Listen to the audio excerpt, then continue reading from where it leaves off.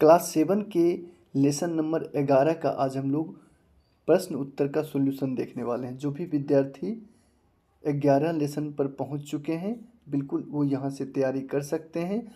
अभी हम लोग प्रकाश चैप्टर के सभी प्रश्न उत्तर आसानी पूर्वक देखने वाले हैं। बिल्कुल आप समझ जाएंगे, ऐसा उत्तर आपको जो है बिल्कुल यूट्यूब पर नहीं मिलेगा। बिल्कुल आसानी से आप समझ जाएंगे, उस प्रकार का हम आपके लिए उत्तर लेकर के आए हैं, बिल्कुल हैंड राइटिंग के द्वारा, जिससे कि आप बिल्कुल हैंड नोट्स है ये, और बिल्कुल आपको समझ में आए, इस प्रकार से मैंने इसको तैयार किया है। तो देख सकते हैं ये आपका पहला सवाल है। पीडीएफ के थ्रू मैं आपको बताऊंगा जिससे कि आपको बिल्कुल समझ में आ जाए। ये आपका पहला सवाल होगा अभ्यास का, जिसमें पहला क्वेश्चन है कि जिस प्रतिबिंब को पर्दे पर ना प्राप्त किया जा सके वह डैश कहलाता है। जिस प्रतिबिंब को पर्दे पर प्राप्त नहीं किया जा सके वह कहलाता है, जिस प्रतिबिंब को पर्दे पर प्राप्त ना किया जा सके वह कहलाता है क्या? आभासी प्रतिबिंब। क्या कहलाता है? आभासी प्रतिबिंब। और जिस प्रतिबिंब को पर्दे पर प्राप्त किया जा सकता है उसको कहते हैं वास्तविक प्रतिबिंब। यदि प्रतिबिंब सदैव आभासी तथा साइज में छोटा हो तो वह किसी उत्तल डैश द्वारा बना होगा, तो वह उत्तल दर्पण द्वारा बना होगा। बिल्कुल इस क्वेश्चन को भी आप नोट कर लेंगे, इसमें हो जाएगा आपका उत्तल दर्पण। नेक्स्ट क्वेश्चन है यदि प्रतिबिंब सदैव बिंब के साइज का बने तो दर्पण डैश होगा। यदि प्रतिबिंब सदा बिंब के साइज का बने ना तो दर्पण समतल होगा। बिल्कुल आसानी से आप समझ गए होंगे। नेक्स्ट क्वेश्चन है कि जिस प्रतिबिंब को पर्दे पर प्राप्त किया जा सके, बिल्कुल हमने जिक्र किया पहले क्वेश्चन में, जिस प्रतिबिंब को पर्दे पर प्राप्त किया जा सके वह वास्तविक प्रतिबिंब कहलाता है।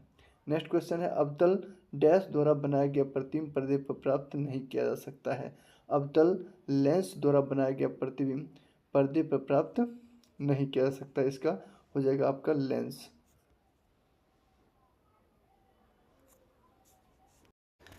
अब हम लोग पहुंच चुके हैं क्वेश्चन नंबर 2 पर। क्वेश्चन नंबर 2 कह रहा है कि निम्नलिखित वक्तव्य सत्य है अथवा असत्य। इसमें आपको सत्य और असत्य चूज करने हैं। तो अगर आप पाठ पढ़े होंगे तो बिल्कुल आपको ये सारे क्वेश्चन बन जाएंगे आसानी से, और आसानी से आप समझ भी जाएंगे। अगर नहीं भी पढ़े हैं तो बिल्कुल आप ये वीडियो देखेंगे तो बिल्कुल आपको समझ में आ जाएगी। तो चलिए देखते हैं। सबसे पहला आपका कह रहा है कि हम उत्तल दर्पण से आवर्धित तथा सीधा प्रतिबिंब प्राप्त कर सकते हैं। हम उत्तल दर्पण से आवर्धित सीधा प्रतिबिंब प्राप्त कर सकते हैं। तो ये हो जाएगा आपका औसत, क्योंकि उत्तल दर्पण से छोटा बनता है ना, छोटा प्रतिबिंब बनता है, तो ये आपका हो जाएगा औसत।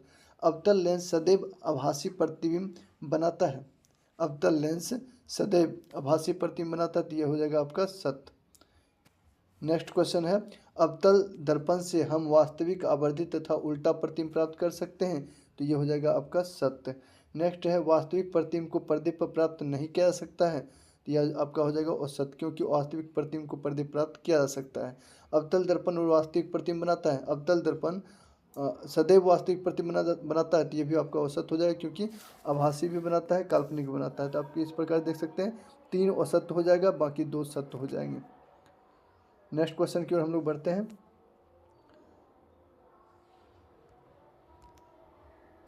नेक्स्ट क्वेश्चन आपका है क्वेश्चन नंबर 3। कॉलम ए में दिए गए शब्दों का मिलान कॉलम बी के एक अथवा अधिक कथनों से कीजिए। चलिए देखते हैं इसके भी आंसर को हम लोग समझ लेते हैं। तो अब देख सकते हैं क्वेश्चन नंबर 3 का क का अब देखते हैं मिलान करके। क क्या हो जाएगा? समतल दर्पण। क है समतल दर्पण, तो इसको आपको मिलान कर देना है किसके साथ? तो इसका मिलान आप देख सकते हैं हो जाएगा 5। देख सकते हैं 5 नंबर कहाँ है? यहाँ पर है ना, क्योंकि कह रहा है कि प्रतिबिंब सीधा तथा बिंब के साइज का प्रतिबिंब बनाता है। समतल दर्पण का तो यही काम होता है, प्रतिबिंब सीधा तथा बिंब के साइज का प्रतिबिंब बनाता है, तो बिल्कुल सही आंसर है उत्तल दर्पण। अब ख नंबर में आ गया आपका उत्तल दर्पण। तो उत्तल दर्पण क्या करता है? तो उत्तल दर्पण देख सकते हैं इसमें से कौन हो जाएगा? सीधा, एकदम 6 नंबर में चले जाइए। सीधा तथा बिंब के साइज से छोटा प्रतिबिंब बनाता है। सीधा तथा बिंब के साइज से छोटा प्रतिबिंब बनाता है, तो ये बिल्कुल सही हो जाएगा। उत्तल लेंस की बात अब करता है, तो उत्तल लेंस क्या हो जाएगा? तो अब आवर्धक लेंस की तरह उपयोग में आता है, तो 1 नंबर से मिलान हो जाएगा। आवर्धक लेंस की भांति उपयोग में होता है। अवतल दर्पण, अवतल दर्पण का तो उपयोग दंत चिकित्सक दांतों का आवर्धित प्रतिबिंब देखने के लिए उपयोग करते हैं, बिल्कुल ये सही हो जाएगा। अवतल लेंस का मिलान हो जाएगा अब 4 नंबर से, तो हो जाएगा क्या? उल्टा तथा आवर्धित प्रतिबिंब बना सकता है। उल्टा तथा आवर्धित प्रतिबिंब बना सकता है, तो ये बिल्कुल आपका जो मिलान है बिल्कुल करेक्ट है। आप बिल्कुल यहाँ से मिलान कर सकते हैं। अब हम लोग चलते हैं क्वेश्चन नंबर 4 पर। क्वेश्चन नंबर 4 में अब कह रहा है कि समतल दर्पण द्वारा बने प्रतिबिंब के अभिलक्षण लिखिए। अभिलक्षण मतलब पहचान, कि उसका पहचान क्या है। समतल दर्पण में बने प्रतिबिंब जो होते हैं उनकी क्या पहचान है, क्या अभिलक्षण है, उनको आपको बताना है। तो चलिए उसके उत्तर को हम लोग समझते हैं। तो इसके उत्तर में आपको लिखने हैं कि समतल दर्पण द्वारा बना प्रतिबिंब आभासी, सीधा और वस्तु के समान आकार का और पार्श्व रूप से उल्टा होता है। समतल दर्पण द्वारा बना प्रतिबिंब जो होता है वह आभासी, सीधा, वस्तु के समान आकार का और पार्श्व रूप से उल्टा होता है। तो इस प्रकार से आप इसका उत्तर, इसका अभिलक्षण बता सकते हैं। अब आभासी का मतलब होता है काल्पनिक, काल्पनिक होता है, सीधा होता है और वस्तु के समान आकार का और पार्श्व रूप से उल्टा होता है। तो चलिए हम लोग क्वेश्चन नंबर नेक्स्ट देखते हैं। क्वेश्चन नंबर नेक्स्ट आपका क्वेश्चन नंबर 5 है, जिसको आपको समझना है। देखिए क्वेश्चन नंबर 5 है यहाँ से आपको कि अंग्रेजी या अन्य कोई भाषा जिसका आपको ज्ञान है को वर्णमाला के उन अक्षरों का पता लगाइए जिनके समतल दर्पण से बने प्रतिबिंब बिल्कुल अक्षरों के सदृश लगते हैं। अपने परिणामों का विवेचना कीजिए। ठीक है, तो ये आपको कहना है जिसको देखने के बाद वैसा ही हूबहू लगता है और इसमें आप अपने परिणाम का विवेचना भी कीजिए। तो चलिए इसके उत्तर को हम लोग समझते हैं। तो समतल दर्पण के बने प्रतिबिंब पार्श्व के कारण उल्टे दिखाई देते हैं। वे वर्ण जिनके प्रतिबिंब बिल्कुल मूल वर्णों जैसे लगते हैं वे निम्नलिखित हैं। वो इस प्रकार से हैं, आप देख सकते हैं। हमने यहाँ पे लिखा है उन वर्णों को। तो सबसे प्रथम है A, H, I, M, O, T, U, V, W और एक्स। ये सारे वर्ण ऐसे हैं जिसको समतल दर्पण में देखने के बाद, पार्श्व रूप से देखने के बाद जो है आपको बिल्कुल हूबहू ऐसे दिखाई देते हैं। तो ये सारे वर्ण हैं, तो बिल्कुल आप इसे नोट कर सकते हैं। तो चलिए क्वेश्चन नंबर 6 को हम लोग समझते हैं। तो देख सकते हैं क्वेश्चन नंबर आपका 6 आ गया। बिल्कुल आप यहाँ से कम समय में जो है तैयारी कर सकते हैं। तो बिल्कुल देखिए और समझिए और बिल्कुल तैयारी कर सकते हैं। हैंड नोट है ये, तो बिल्कुल आपको सही ही दिया जाएगा। यहाँ से देखिए क्वेश्चन नंबर 6 में आपको कह रहा है कि आभासी प्रतिबिंब क्या होता है। आभासी प्रतिबिंब क्या होता है, कोई ऐसी स्थिति बताइए जहाँ आभासी प्रतिबिंब संभव हो। तो चलिए ऐसी स्थिति भी देखते हैं और आभासी प्रतिबिंब क्या होता है उसको भी जानते हैं। तो क्वेश्चन नंबर 6 में आपको यहाँ से बता देने हैं। तो देख सकते हैं ये आपका क्वेश्चन नंबर 6 में आपको यहाँ से लिखना है कि आभासी प्रतिबिंब वह प्रतिबिंब है जिसे पर्दे पर प्राप्त नहीं किया जा सकता है। यह तब बनता है, स्थिति बताना है कि यह तब बनता है जब प्रकाश की किरणें परावर्तन या अपवर्तन के बाद वास्तव में नहीं मिलती है बल्कि मिलती हुई प्रतीत होती है। ऐसी भी स्थिति होती है। तो ऐसी स्थिति को हम बोलते हैं आभासी प्रतिबिंब। यानी कि अपवर्तन या परावर्तन के बाद जो है किसी वस्तु से टकराने के बाद प्रकाश का परावर्तन होता है या फिर अपवर्तन होता है तो मिलती हुई प्रतीत होती है। तो ऐसे हम लोग ऐसे प्रतिबिंब को क्या बोलेंगे, आभासी प्रतिबिंब। तो आभासी प्रतिबिंब वह प्रतिबिंब जिसे पर्दे प्राप्त नहीं किया जा सकता है। बिल्कुल आप नोट कर सकते हैं। अब हम लोग समझते हैं क्वेश्चन नंबर 7 को।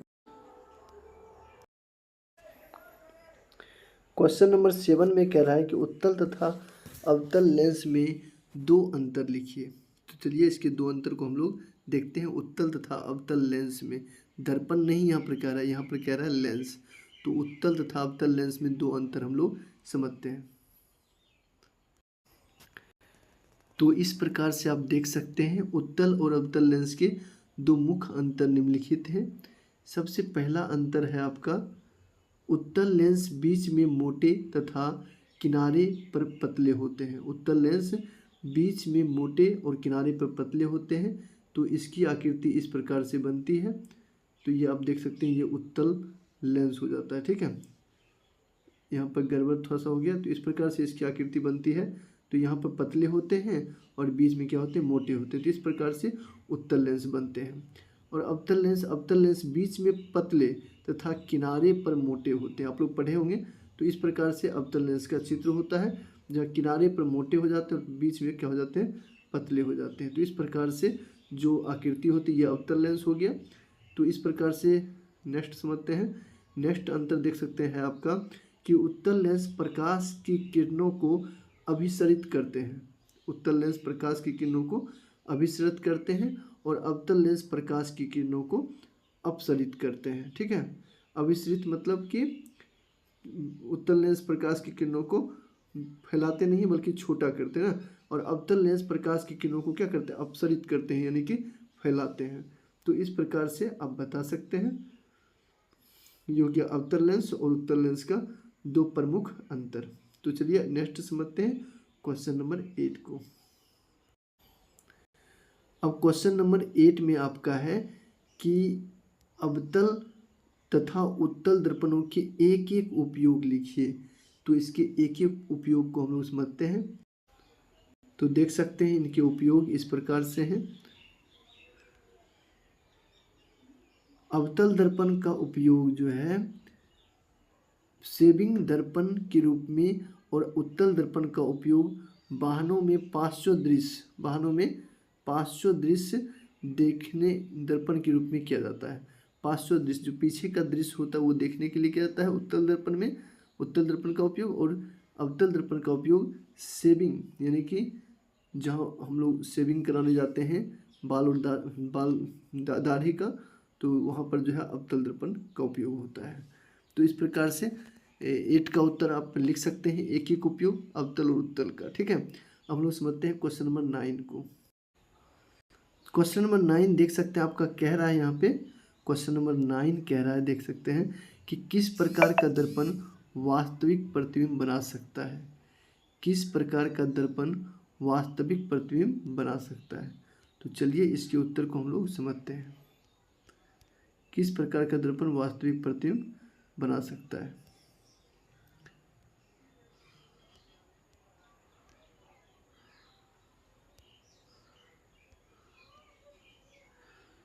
तो इसके उत्तर में लिखना है अवतल दर्पण। अवतल दर्पण जो है वास्तविक प्रतिबिंब बना सकता है, बाकी उत्तल दर्पण जो है हमेशा वो वास्तविक प्रतिबिंब नहीं बनाता। अवतल दर्पण जो है ही बना सकता है वास्तविक प्रतिबिंब, उत्तल दर्पण वास्तविक प्रतिबिंब नहीं बल्कि वो आभासी प्रतिबिंब बनाता है। तो अवतल दर्पण इसका राइट आंसर हो जाएगा। नेक्स्ट क्वेश्चन की ओर हम लोग बढ़ते हैं। तो नेक्स्ट क्वेश्चन आपका है क्वेश्चन नंबर 10, और उसके बाद हम लोग और भी जो प्रश्न है इस अध्याय में बिल्कुल उसको भी आसानी से जानेंगे। तो क्वेश्चन नंबर 10 कह रहा है कि किस प्रकार का लेंस और आभासी प्रतिबिंब बनाता है। किस प्रकार का लेंस सदैव आभासी प्रतिबिंब बनाता है। सदैव का मतलब हो गया हमेशा, हमेशा जो है आभासीय प्रतिबिंब बनाता है। तो कौन है वो, तो वो है आपका, देख सकते हैं उत्तर में, तो ये आपका है अवतल लेंस। अवतल लेंस जो है सदैव आभासी प्रतिबिंब बनाता है। तो इस प्रकार से आपने क्वेश्चन नंबर 10 तक जाना। अब हम लोग नेक्स्ट क्वेश्चन जो है आगे का वो भी देख लेते हैं। अब क्वेश्चन नंबर 11 से है। क्वेश्चन नंबर 11 देख सकते हैं आपके स्क्रीन पर है, और ये ऑब्जेक्टिव प्रश्न है, बहुविकल्पीय प्रश्न है, इसमें विकल्प है और इसको आसानी से उत्तर हम लोग देखते हैं बिल्कुल समझ करके। 11 नंबर क्वेश्चन कह रहा है कि बिंब यानी वस्तु से बड़े साइज का आभासी प्रतिबिंब बनाया जा सकता है। किसके द्वारा, किसके द्वारा जो है वस्तु से बड़ा आभासी और बड़ा प्रतिबिंब बनाया जा सकता है बड़े साइज का, तो वो होगा अवतल दर्पण। अवतल दर्पण से आभासी यानी काल्पनिक भी बनाया जा सकता है और बड़ा बनाया जा सकता है। बिंब से यानी वस्तु से बड़ा साइज का प्रतिबिंब बनाया जा सकता है और आभासी यानी काल्पनिक बनाया जा सकता है। तो ये आपका उत्तर बिल्कुल सही हो जाएगा। नेक्स्ट देखते हैं हम लोग। नेक्स्ट क्वेश्चन आपका है कि डेविड अपने प्रतिबिंब को समतल दर्पण से देख रहा है। समतल दर्पण से देख रहा है। दर्पण तथा उसके प्रतिबिंब के बीच की दूरी 4 मीटर है। आप देख सकते हैं इसके बीच की दूरी कितना है, 4 मीटर है। यदि वह दर्पण की ओर 1 मीटर चलता है, दर्पण की ओर 1 मीटर चलता है, तो डेविड तथा उसके प्रतिबिंब के बीच की दूरी क्या होगी।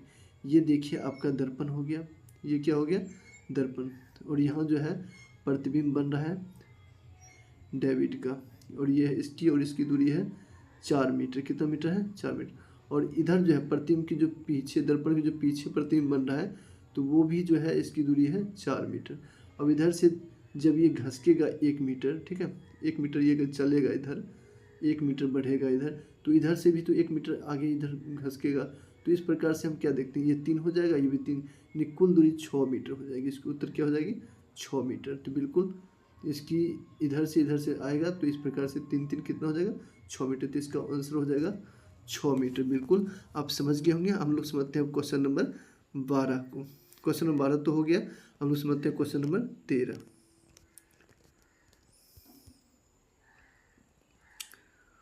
क्वेश्चन नंबर 13 आपका कह रहा है कि एक कार का पश्चात दृश्य यानी पीछे दृश्य जो है दर्पण समतल दर्पण है। एक कार का पश्चात दृश्य दर्पण समतल दर्पण है।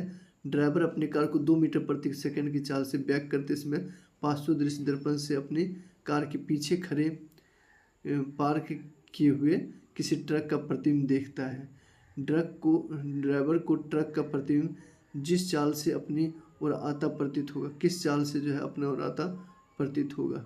तो इस प्रकार से इसका उत्तर जो है आप समझ लें। इसका उत्तर जो है यानी कि इसका उत्तर हो जाएगा 4 मीटर प्रति सेकंड, क्योंकि 2 गुना 2 यानी कि दुगनी चाल यानी हो जाएगी, यानी हो जाएगा 4 मीटर प्रति सेकंड। तो इसका इस प्रकार से आंसर आपने समझ लिया। इस प्रकार से यहाँ पर लास्ट होता है। अगर आपको पूरी समझ में आया हो, पूरी अध्याय अगर आपको लगा हो कि पूरे अध्याय का आपको उत्तर मिल चुका है, तो बिल्कुल नेक्स्ट अध्याय के लिए आप कमेंट कर सकते हैं। तो मैं जल्द से जल्द जो है इसका नेक्स्ट अध्याय भी डाल दूंगा इसी तरह से PDF नोट बना करके, और आप बिल्कुल आसानी से जो है घर बैठे साइंस की तैयारी क्लास 7 की कर सकते हैं कम से कम समय में।